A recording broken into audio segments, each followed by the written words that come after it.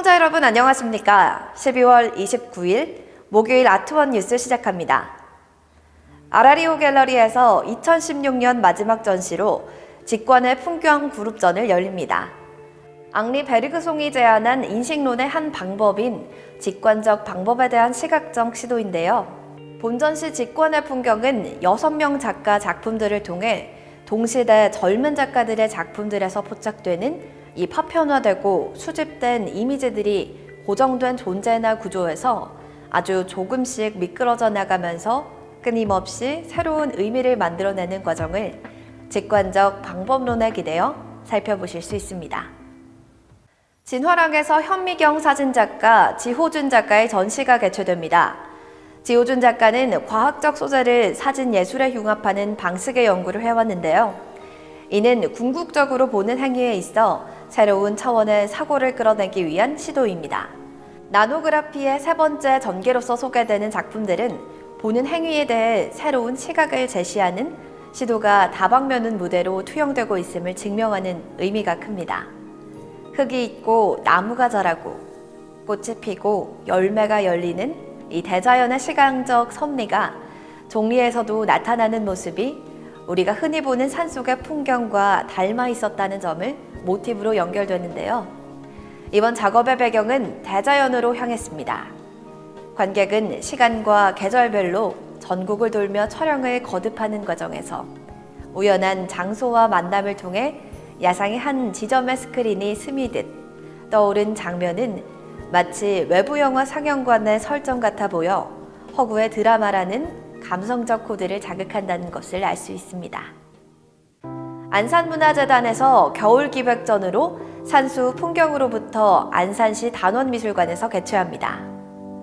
이번 겨울기획전은 단원 김홍도의 행려 풍속도병을 다양한 방식으로 선보이는 단원 콘텐츠 아카이브 전시와 연계해 진행되며 단원의 작품 세계에서 주요한 위치를 자리하는 산수화와의 연결을 시도하는 전시입니다.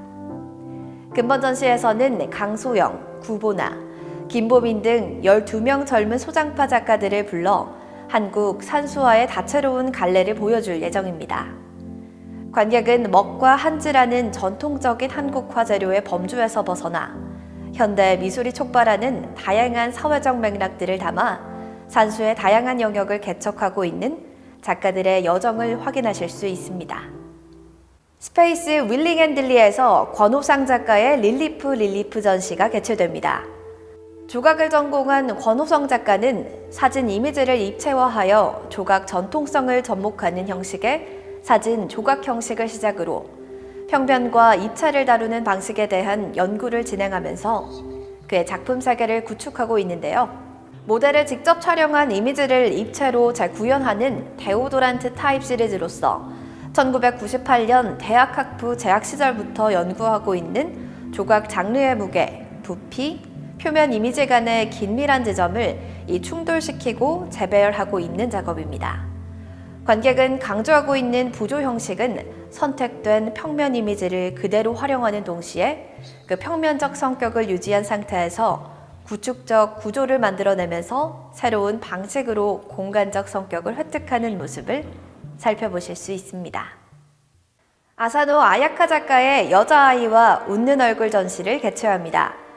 일본 오사카를 중심으로 도쿄 그리고 대만 등에서 일상 속 소중함을 동판화를 통해 표현하고자 하는 아사노 아야카 씨가 그린 벽화 여자아이와 웃는 얼굴은 재건축으로 사라지게 되는 건물, 새로운 형태로 다시 계승될 것이라는 믿음을 이 웃는 얼굴의 여자아이의 모습을 한 여신을 통해 표현했습니다.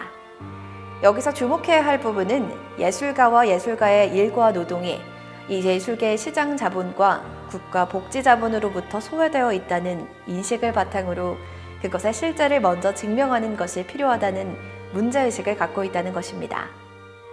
관객은 예술가들의 창작 과정을 문자와 음성, 그리고 영상으로 기록하며 그들의 개별 작품과 연결시키는 과정을 통해 예술가들의 일, 그리고 예술가들의 본인이 자신 예술 작품에서 소외되어 왔는지를 확인하는 기회가 될 것입니다.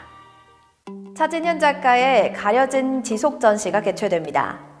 인류의 역사는 전쟁의 역사이기도 하듯 전쟁과 더불어 많은 물리적 산물과 정신적 산물이 생성과 발전, 그리고 소멸의 순환을 거듭하여 왔습니다. 작가는 지금 내가 살고 있는 대한민국이라는 세계 유일의 휴전국가, 전쟁이 끝나지 않은 분단국가에서 한국의 정체성과 이념의 경계에 대해 사진으로 재해석하고자 한다고 말했습니다. 전쟁에서 파생된 모든 유산이 상징을 넘어 신화화로 치닫는 과정을, 또한 전쟁으로 인한 생산물들이 문화자본, 정치자본으로 재생산되어지는 과정을 들추어내고자 하며 유일한 분단국의 155마일에 걸쳐진 국경에 서서 이념의 갈등에서 빚어진 재앙의 경계를, 기억과 망각의 경계를 보여주고자 한다는 밝혔습니다. 관객은 무수히 가려진 역사 속의 기억과 망각의 경계를 확인하실 수 있습니다. 경북대학교 미술관에서 낭만창전을 개최합니다. 낭만창전은 창 앞에 낭만이 가득하다는 의미로 있는 그대로의 자연을 즐기며 우주 만물을 만들어 기르는 문인의 심경을 주제로 삼고 있는데요. 이번에 소개되는 작품들은 우리가 평소 꿈꾸어 왔던 세계와 또 그 세계에 비추는 삶을 이상야하라는 방법을 통해 표현했습니다. 또한 동양의 자연사상을 바탕으로 우주와 자연의 삶을 담아내고 낭만에 젖어 의묘하기도 합니다. 관객은 내면의 사물과 형상들의 표현은 인간의 심경을 비유하는 공간으로, 이것은 관객의 생각과 마음을 표상하는 사색의 공간으로서의 폭을 확장할 수 있습니다. 2016년을 마감하고 밝아오는 신년을 맞아 감사의 마음을 전하고자 쓰임 있는 온기 그림 선물전을 기획했습니다. 세 분의 작가에 의해 만들어진 온기 그릇들의 전시 판매함으로써 실용적이며 건강한 그릇 온기를 현재 우리 주거 문화에서 다양하게 사용될 수 있도록 제안하고자 합니다. 성실하고 알찬 내용으로 이번 전시가 향후 온기의 대중화에 기여할 수 있도록 기획되었으며 전시는 2017년 2월 26일까지입니다. 아트선재센터에서 세계의 쉬운 비디오, 자습서로 보는 삶의 전시를 개최합니다. 이번 전시는 아트선재 전시 공간을 맞춘 비디오 설치 작업과 아트선재센터 홈페이지에서 볼 수 있는 웹 작업, 그리고 전시 리플렛 형식으로 배포되는 인쇄물 작업 등으로 구성되는데요. 아티스트 토크와 스크리닝 프로그램 등을 마련함으로써 장영의 중공업의 작업 세계를 다각적으로 조명하는 기회를 마련했습니다. 작업은 가정, 경제, 정치, 주제의 3개 파트로 구성되어 있으며 한국어와 영어로 이루어진 2채널 비디오 설치로 각각 아트선재센터의 1, 2, 3층에 설치됩니다. 국립현대미술관은 동시대 문화예술 창작 활동과 도시 문화의 관계를 음식 문화 중심으로 살펴보는 미각의 미감전을 개최합니다. 이번 전시는 음식 문화를 중심으로 예술가, 디자이너, 건축과 문화활동가들이 도시와 삶의 문제를 어떻게 성찰하고 또 어떻게 변화를 이끄는지 살펴보는데요.